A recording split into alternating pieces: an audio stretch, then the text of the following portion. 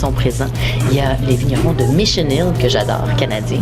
Tenuta Lageter en Italie, il faut absolument goûter le chardonnay. On a aussi Édouard Labruyère, qu'on va avoir la chance de rencontrer du domaine Jacques Prieur. Et puis on a aussi les vignerons de Rodney Strong. Évidemment, on met la Californie à l'honneur cette année. Ce soir, on a la chance de faire une classe de maître avec des gens fantastiques autour d'un cépage qui a l'air peu mystérieux, mais qui l'est en fait, c'est le chardonnay. On va essayer de soulever quelques pans de ce mystère. Et faire quelque chose de très interactif et de génial sur les différentes facettes du chardonnay. Les vins blancs, c'est vraiment, je pense que c'est le raisin qui plaît à tous. C'est le raisin le plus planté dans le monde. Ouais. C'est le raisin qui s'adapte à beaucoup de climats. Et c'est le raisin qui suscite le plus de passion. Chardonnay qui prend toutes ses formes, tous ses visages, tous ses goûts et ses arômes. C'est vraiment quelque chose qui explose, qui est tout de suite explosif.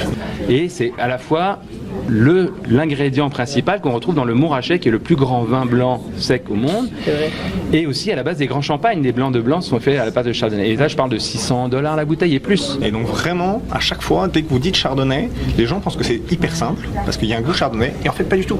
On les emmène dans des écoles totalement différentes. Donc c'est la grandeur du terroir qui va faire la grandeur du chardonnay. Corton Charlemagne, est-ce que c'est vrai qu'il aurait arraché les plants de pinot noir parce que ça salissait sa barbe blanche, donc il aurait planté en chardonnay pour que ce soit en blanc? Ben, il me l'a pas dit, donc je ne pourrais pas te confirmer. Oh, quel dommage!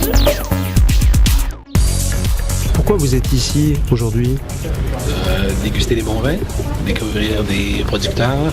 C'est un cépage qui peut parfois être un peu quelconque, mais lorsque bien travaillé, ça peut donner des choses extraordinaires. Alors de voir les philosophies, différentes philosophies de culture, de vinification avec un même cépage, ça peut être très intéressant. C'est un cépage que j'aime et je voulais en savoir plus et pouvoir plus facilement en discuter.